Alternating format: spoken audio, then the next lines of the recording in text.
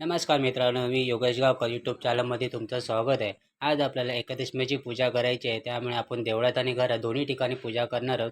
तर प्रथम आपण देवळामध्ये पूजा करायला आलो. हे आपलं लिंगेश्वराचं देऊळ आहे, शिवडा कणकवली. आपल्या देवळाच्या बाहेर मारुतीचंही स्थान आहे. हे आमचं लिंगेश्वराचं स्थान.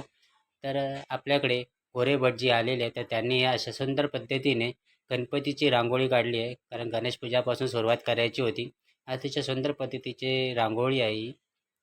आपल्या गोरेभटजींनी पूजेला सुरुवात केली.